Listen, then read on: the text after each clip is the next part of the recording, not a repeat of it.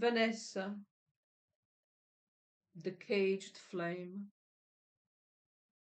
Vanessa, the fourth child, was a fire in motion, relentless, defiant, and desperate to breed beyond the rigid wall of her our Jehovah Witness upbringing. Unlike the rest of us, she was rarely ill, and perhaps that made her even more of a target. Mum would slander her with bitterness. You are the spitting image of your grandma, she hissed, as though that name alone was a curse. Vanessa had a dream to become a chef. She came alive in the kitchen, cooking, expressing, creating beauty with food. But dreams like that didn't survive in our home. The watchtower taught that girls didn't need a further education, and certainly no training in worldly things like culinary arts. So Vanessa was told to stay home, serve quietly, and wait for Armageddon. But she was, when she was 16, living in isolation in a rural village, and silence for someone like Vanessa was a slow death. That is when she met Giorgio, a local boy who wasn't a Jehovah Witness. He became her escape hatch, her only taste of freedom. When my parents found out, they forbade the relationship, but Vanessa didn't stop. She saw him in secret, hiding their love from everyone. At 18, she slipped out of our shared bedroom window in the middle of the night and ran off with him to Switzerland. Our parents barely reacted. They didn't chase her, they didn't report her missing.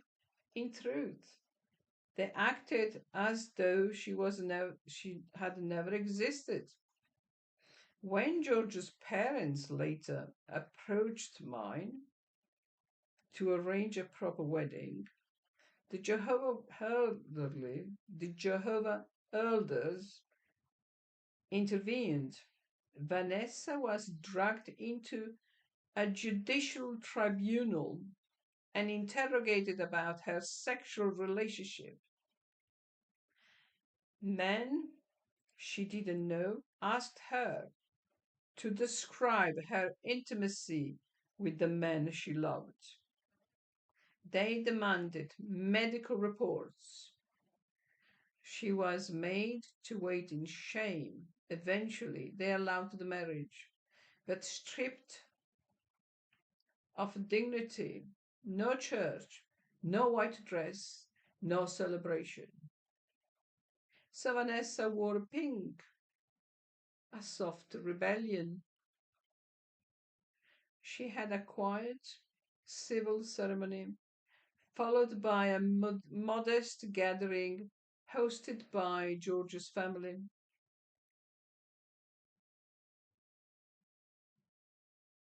Before she left, our mother pulled her aside and whispered venom into her ear.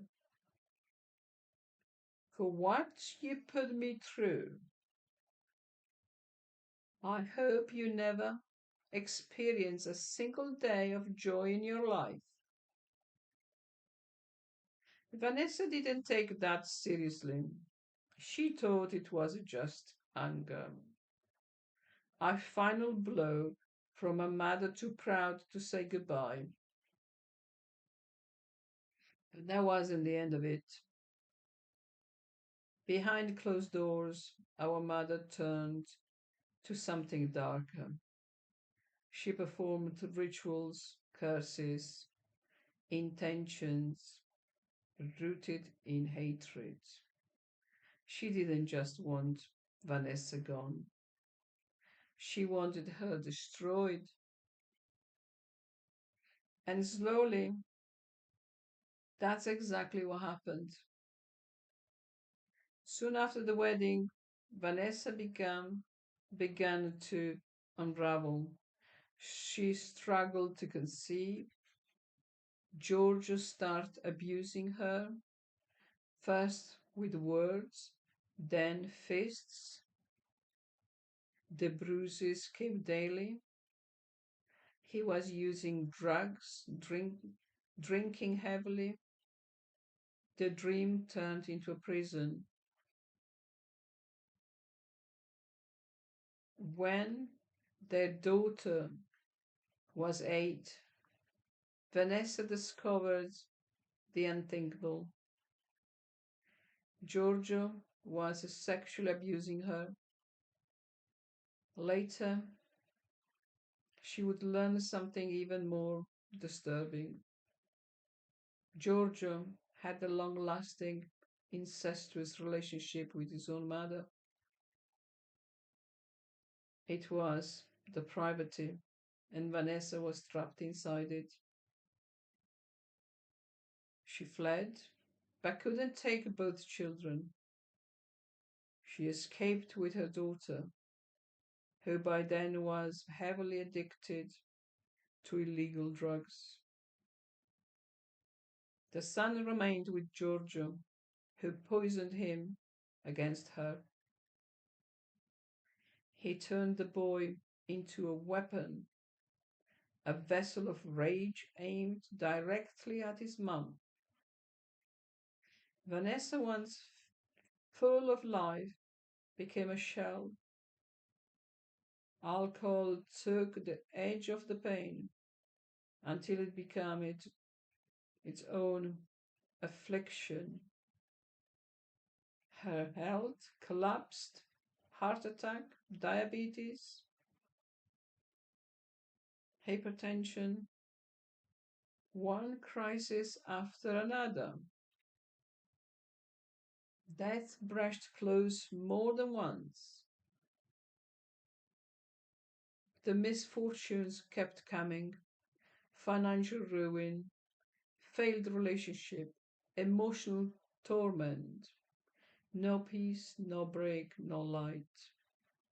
Every hope she once had was dismantled piece by piece, as if something had wrapped itself around her life and refused to let go. I have looked back over the past 30 years of Vanessa's life, tried to make a sense of the destruction. I no longer believe it was random. No, this was deliberate. She was cursed. And now, and not just her children too, so that her suffering would be doubled. And yes, I say it with certainty, this was our mother's doing.